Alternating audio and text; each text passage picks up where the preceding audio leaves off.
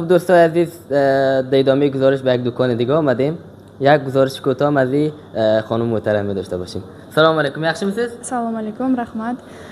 Ismim Xudoyberdiyev Farangiz. Hozirgi kunda Aerodrom bozorida chekka hududida, ya'ni Afg'oniston bilan chegaradosh bo'lgan xalq davlatlar o'rtasida shu bozorda o'z ish faoliyatimizni olib bormoqdamiz.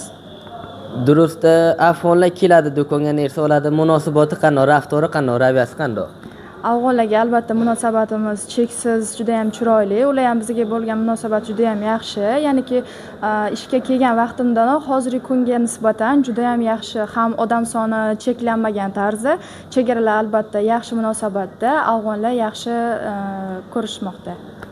Durust. Afg'oni gaplarni bilan o'rgandingizmi forsini? Necha kalima o'rgandingiz?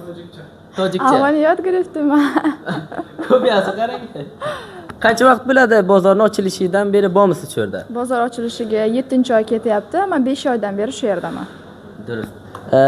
Aziz afg'onlar, biron payomingiz bormi shu yerga keladilar? Afg'oniy marhamat, kelsinlar. Har bitta kelgan vaqtida taxfif, skidka, har xil narsalar, yangi mollar, yangi tovarlar, brend mollar yoki oddiy mollar, har bir iste'molchi o'zini xohishiga ko'ra narsa olib ketish huquqiga ega va chegaralardan hech qanaqa muammo bo'lishi mumkin emas. Mushkul neis. Xo'p yashasangiz sezasiz. Aferin.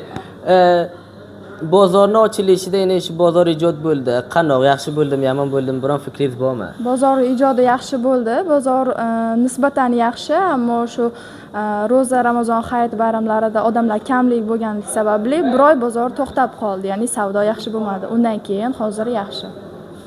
Xo'p, qaysi ro'zlar ko'proq bor bo'ladi do'koningiz? Bu yerda juma kuni, payshanba, juma va shanba kunlari, ya'ni juma kuni Afg'oniston chegarasi uchun, ya'ni afg'on xalqi uchun dam olish kuni bo'lganligi sifatli bizda eng katta bozor kuni juma kuni. Tashakkur, xudofiz.